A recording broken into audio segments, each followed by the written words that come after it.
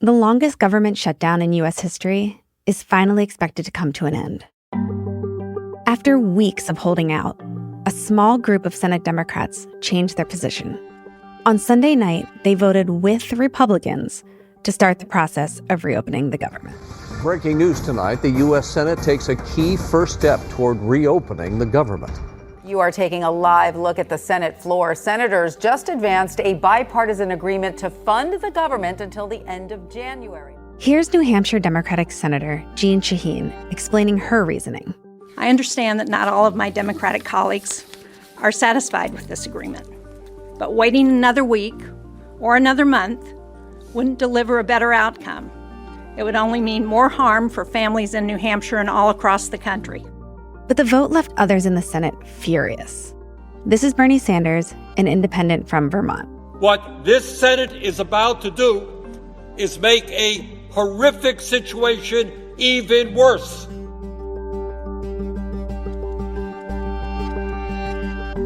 From the newsroom of The Washington Post, this is Post Reports. I'm Colby Itkowitz. It's Monday, November 10th. Today, why some Democrats are siding with Republicans to reopen the government. I talk with national political reporter Liz Goodwin about how we got here and why this funding compromise has Democrats angry at each other.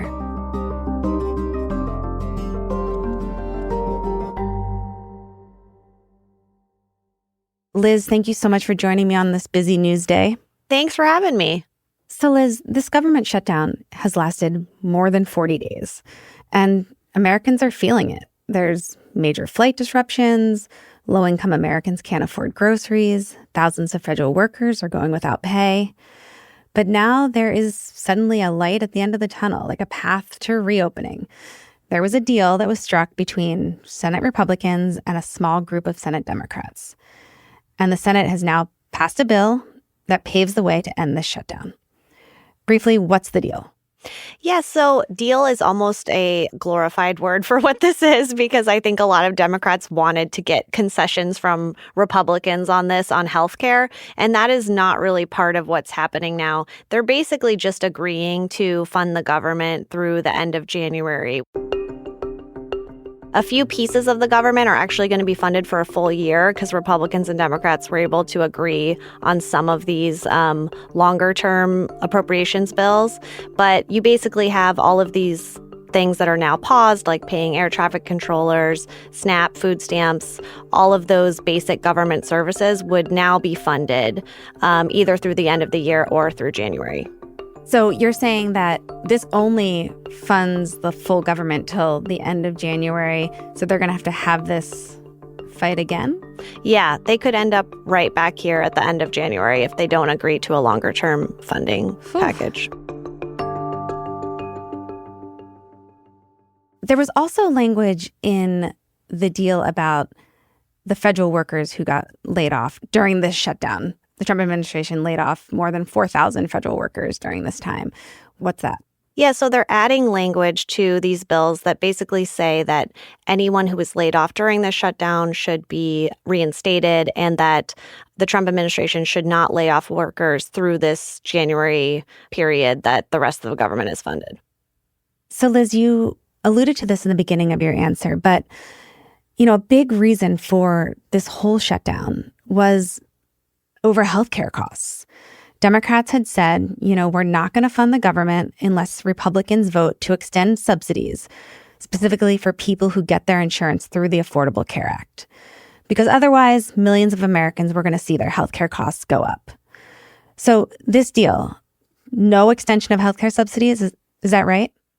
That's right. The core demand that Democrats had here is when people went to buy their health insurance for this coming year, they wanted them to have these same subsidies that they had last year that made that a lot more affordable for people. And that's something that Republicans just said again and again, we're not going to negotiate on that. The government has to be open before we're even going to talk about that. And it appears that at the end of the day, there's enough Democrats who are caving on that. And the discussions will have to just begin again when the government's open, and then we'll kind of see what happens. So, as I understand it, Senate Majority Leader John Thune said he'd do this separate vote on extending healthcare subsidies. And that was kind of part of this deal, right? That Yep. But just because they have a vote doesn't mean the subsidies get extended. Exactly. This was always the sticking point, is that Democrats said they didn't just want to vote, they wanted a deal. They wanted Republicans to say, hey, we agree with you. Let's extend these subsidies. Let's make sure this insurance isn't too expensive for people. They had a little reason to hope there, because sometimes President Trump has said, he doesn't want insurance to go up too much for people. But ultimately, Republicans just would not budge on that. So basically, this handful of Democrats in the Senate voted last night to move forward with reopening the government without any assurances for the thing that they had been fighting for all this time. Exactly. They get a vote, but they don't get an outcome. There's no guarantee of an outcome here. I mean, a lot of Democrats are pissed about that. Very, very upset. Yes. How have the Democrats who voted with Republicans explained their thinking, and who are they? So it's really not a large group here.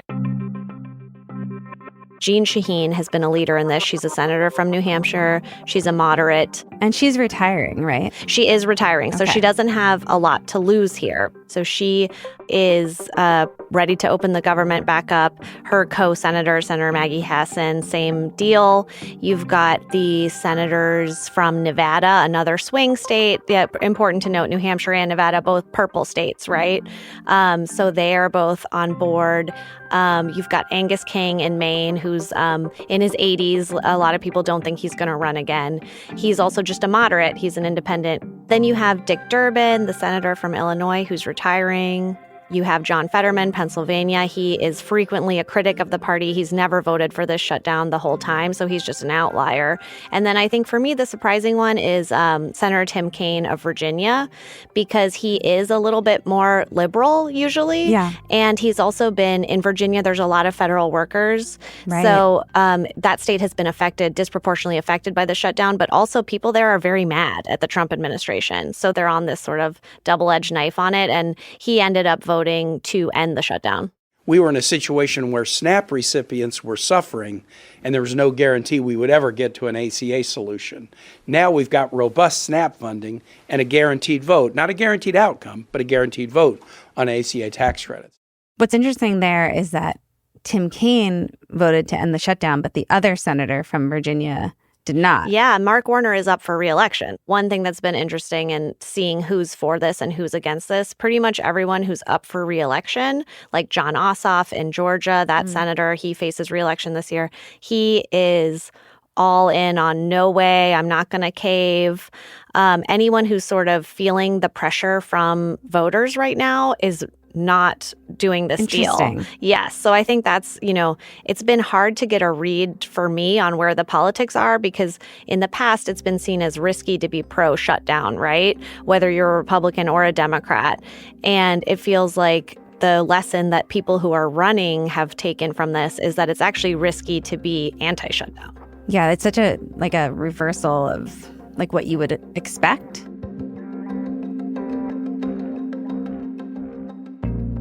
After the break, we're going to talk about the Democrats who are angry about this vote and how long it could take for the government to actually reopen. We'll be right back.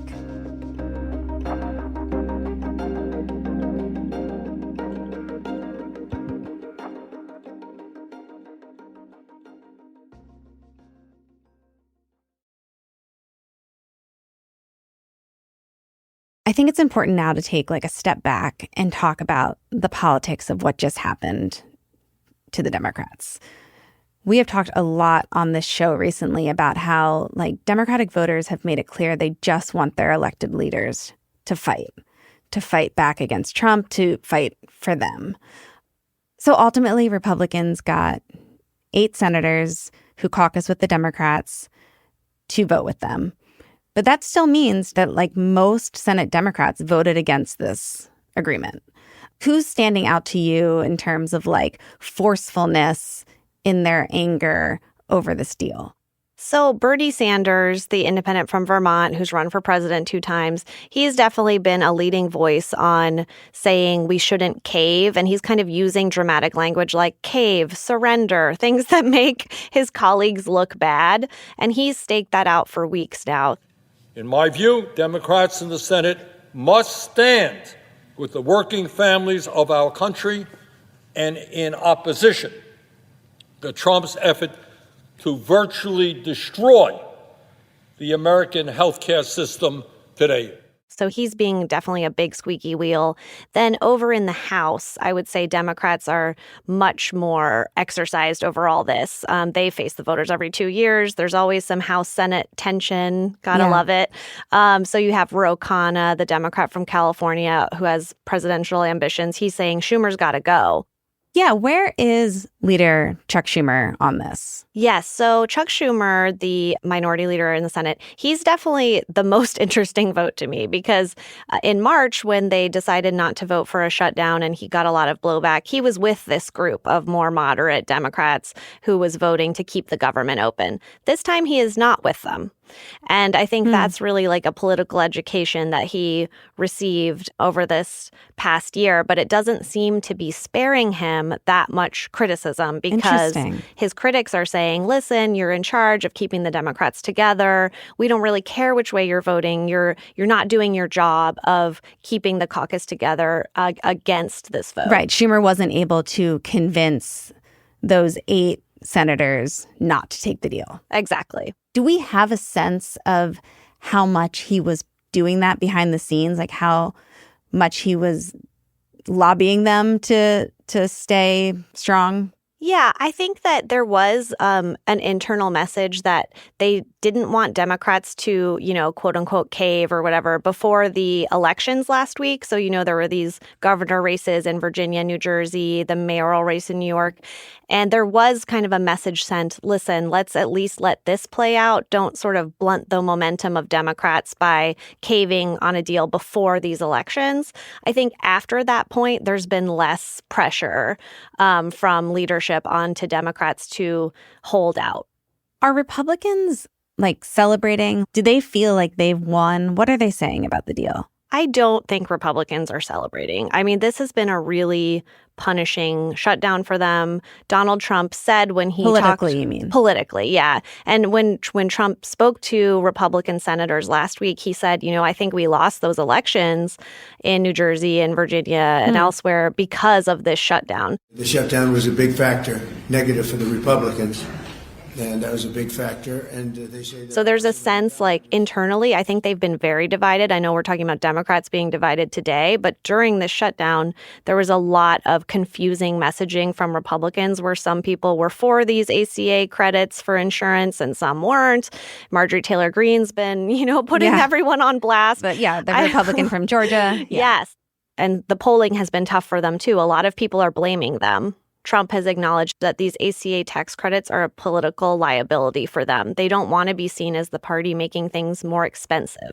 So it's kind of a weird situation where I think my take is that Democrats are losing on the substance, but they have won on the politics. And you pointed out that Democrats, they turned out in huge numbers last week during an off-year election to vote in Virginia, New Jersey, New York City, and Democrats swept all those races.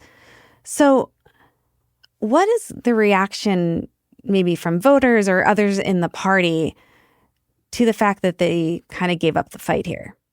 I think there's a lot of disappointment and there's a lot of anger. So you see groups like Indivisible, these sort of grassroots liberal groups that are really just mad, and they're kind of saying Democrats finally had the momentum. Why would this be the point that you just give up?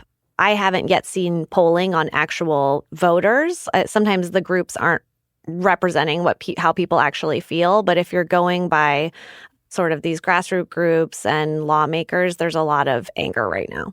Yeah, I mean, there was a lot of chatter last week that, the fact that the Democrats won so big, that the shutdown wasn't hurting them. I mean, obviously, these were races for governor and mayor, so they're not directly tied to Congress. But the fact that Democrats were fighting back was energizing. Honestly, I feel like the Democrats were a little bit like the dog that caught the car. I don't think they thought that they were going to be winning so much politically on this shutdown because people are kind of scared of shutdowns. They tend to backfire on the party that starts them, even if they're picking an issue that's popular. People don't like the idea of closing down the whole government over a demand that one party wants. Right. So it's interesting that it seemed to work on the polling in this case. And I think Democrats just weren't really sure how to get out of it in an elegant way because Republicans were never going to give them what they wanted. Liz, explain that, because there were some Republicans who were like, yeah, we don't want insurance to go up for Americans. So why did it seem that Republicans were never going to cave? So both Senate Majority Leader John Thune and House Speaker Mike Johnson were really united in this idea that if you give an inch here, you're starting a new precedent where the Democrats could refuse to vote to fund the government for any policy demand.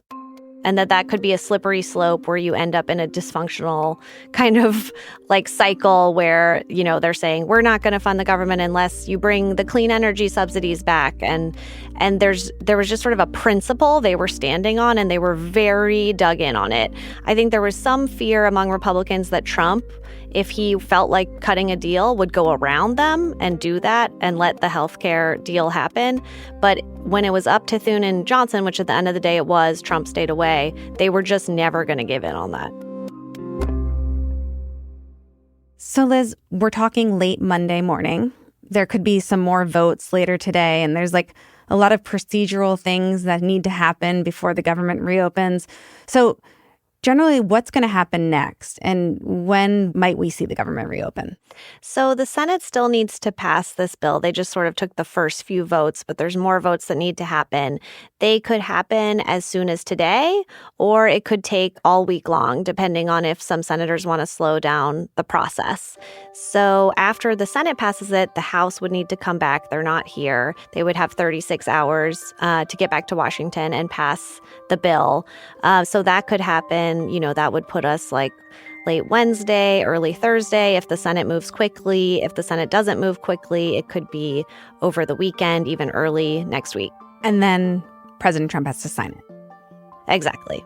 So, you know, when it comes to people who need food stamps to survive, when it comes to these air traffic controllers who've been working without pay for weeks now, all of these people are going to have to wait for Congress and sort of the slow gears of the Capitol to get moving in order to get what they're owed.